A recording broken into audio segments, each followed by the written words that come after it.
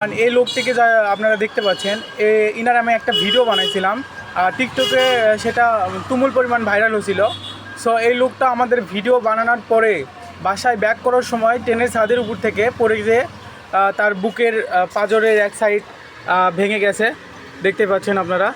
আর বিস্তারিত ওনার থেকে শুনবেন আপনারা।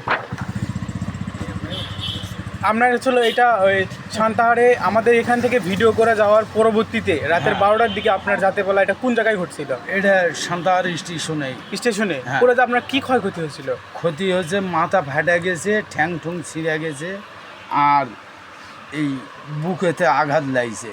আর এটা হলো এটা গ্রিন ল্যাব, এটা হচ্ছে নওগাঁর। হ্যাঁ আচ্ছা, তাহলে আপনি এখন বর্তমানে হলো ওষুধগুলি খাচ্ছেন? হ্যাঁ, বুঝতে পারছি। এই ওষুধগুলো আমার খাওয়া লাগবে। তো সমস্যা নাই। এই লোকটাকে যারা আর্থিক সাহায্য করতে চান তাহলে অবশ্যই আমাকে বলবেন। অ্যান্ড গাইজ, সবাই মিলে একটু আর্থিক সাহায্য করে এই লোকটিকে একটি হারমোনিয়াম কিনে দেওয়ার চেষ্টা করব। অ্যান্ড গাইজ, এই বিকাশ অ্যাকাউন্টে মাত্র 8 টাকা আছে, বাদ বাকি যত টাকা আসবে সব এনাকে দেওয়া হবে।